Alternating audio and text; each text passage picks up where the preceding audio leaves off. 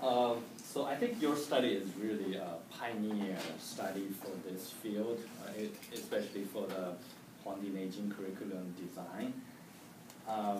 So my question is, after you get the conclusion of this, like which chapters is more popular, do you consider to do the next step, study on how do you design a curriculum like based on this information, like using this using this as a reference to design which class, which chapter you would like to introduce first to the students?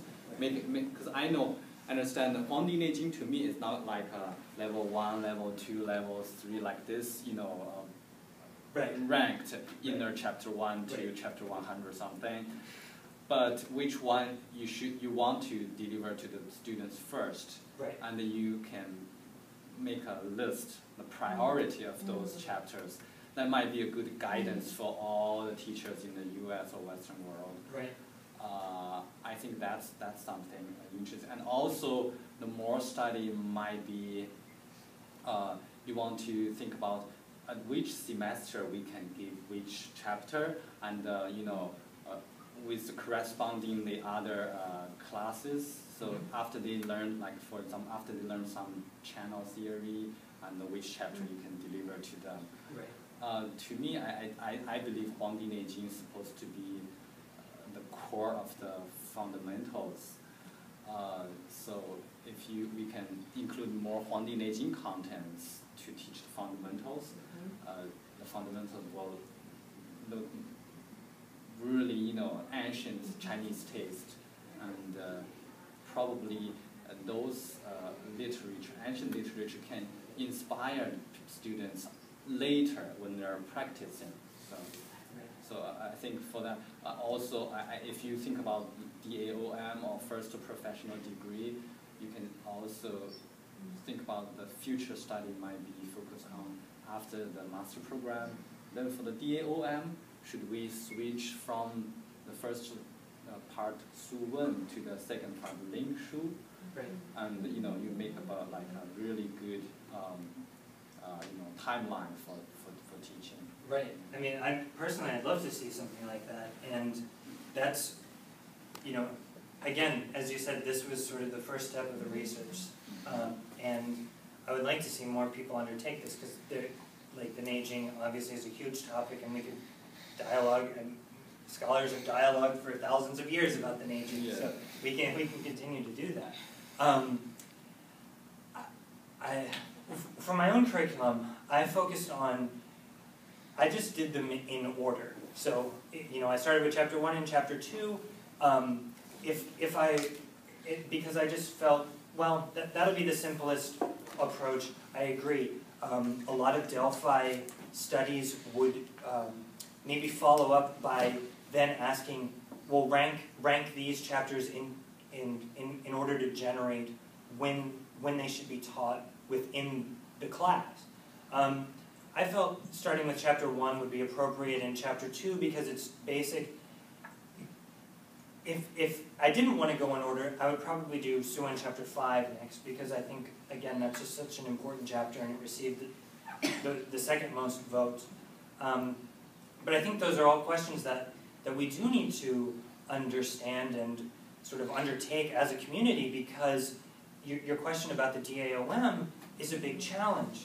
Like, for me, when I got to PCOM in the DAOM program, I had a full semester of Nei Jing, 32 hours. I TA'd that class for 2 semesters after that. So I had like a year and a half of studying the Nei Jing under the same teacher. And I got here, and there weren't, like, half of my cohort didn't get any exposure to the Nei Jing. So the challenge there of the DAOM is, how do we serve both communities of students when we're working with this uneven paradigm where, well, some of them have had a Nei Jing experience at the master's level, and some of them this is their first exposure. How do you make a class that's rudimentary enough to appeal to not be over the heads and be overwhelming for the students that haven't had the Nei Jing, and at the same time is not so basic that it turns off or it provides no value for the students that have had the Nei Jing. That's a big challenge, and that's one of the reasons why I think we should introduce it at the master's level, is so everyone has some experience. We have a baseline that we can talk about, even if it's only 10 chapters. In my own experience, it's such an important book that the idea of holding off on it through a master's program just doesn't make sense. Any Nei Jing or classical scholar will typically tell you, this is a book that warrants a lifetime of study. So why not start early?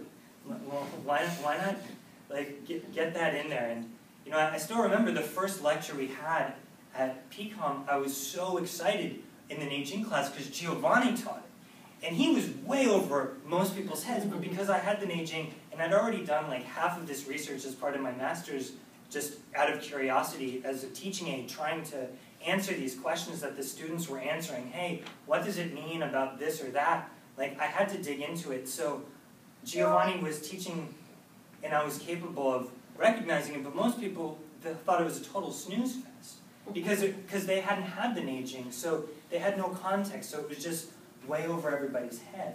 And I think, you know, that's a real challenge of the doctoral program in general, in any capacity, is how to mediate all these different skill sets. Like, the students that are coming out of 5 branches are very well versed in the classics. Like the Nei Jing, the Shanghunlun, Jingwei, they're all required classes. Other schools have, like PCOM, and has a great Japanese acupuncture program that we just didn't get experience with really at 5 branches. So how do you make an inclusive doctoral program